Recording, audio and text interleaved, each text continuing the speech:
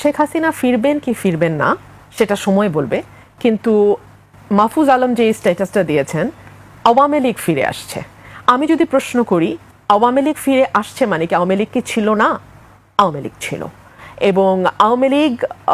হয়তো চাপে ছিল, দল নিষিদ্ধ হয়েছে, মামলা হয়েছে, নেতারা বিদেশে চলে গেছে, কর্মীরা অনেক দীর্ঘ সময় 2 বছর একটা লম্বা সময় দিগ্ভ্রান্তের মতন ছিল, কিন্তু ছিল বাংলাদেশে। সে কারণেই আমরা দেখতে পাই যে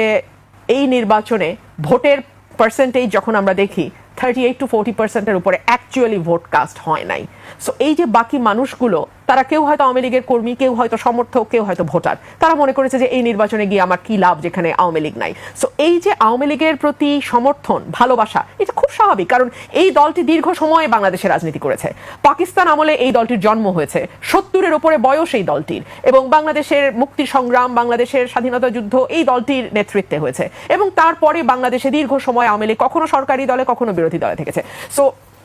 আওয়ামী লীগ চলে গেছে, আওয়ামী লীগ হারিয়ে গেছে কথাটি বললে কারো কারো হয়তো ভাল লাগবে, কেউ কেউ হয়তো এক ধরনের আত্মতৃপ্তিও পেতে পারেন, কিন্তু বাস্তবতা হলো আওয়ামী লীগ ছিল এবং আওয়ামী লীগ আছে। আমাদের যেই জায়গাটায় প্রশ্ন যে তাহলে ফিরে আসার কথা কেন বলা হচ্ছে, বা আসিফ নজরুল যেটা বললেন ফিরেছে তাদের দম্ভ, আপনি বললেন ঔদ্ধত্য, ধৃষ্টতা ইত্যাদি ইত্যাদি। আমি যদি পাল্টা প্রশ্ন করি, যখন গত 17 মাস অন্তর্বর্তীকালীন সরকার এবং পরবর্তীতে 3 মাস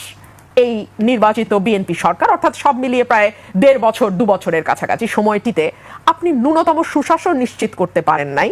যখন আপনি একটার পর একটা মব দেখে চোখ বন্ধ করে থেকেছেন, যখন মেয়েদেরকে লাঞ্ছিত হতে দেখেছি এবং আমরা দেখেছি যারা লাঞ্ছনা করছে তাদেরকে ফুলের মালা দিয়ে থানা থেকে বরণ করে নিয়ে আসা হচ্ছে, যখন আমরা দেখেছি ভয়াবহ রকম দক্ষিণ পন্থার উত্থান ঘটেছে গত 2 বছরে, যখন আমরা দেখেছি উগ্রবাদ, মৌলবাদ একটা ভয়াবহ রূপ নিয়েছে, যখন আমরা দেখেছি গত কয়েক মাসে 100-এর উপরে শিশু ধর্ষণের শিকার হয়েছে, যখন আমরা দেখেছি ব্যাংকগুলোতে গ্রাহকরা যাচ্ছে ফিরে আসছে খালি হাতে, চিৎকার করছে ব্যাংকের বাইরে দাঁড়িয়ে যে কেন তারা তাদের সামান্য কিছু সঞ্চয় ব্যাংক থেকে তুলতে পারছে না, তখনই তো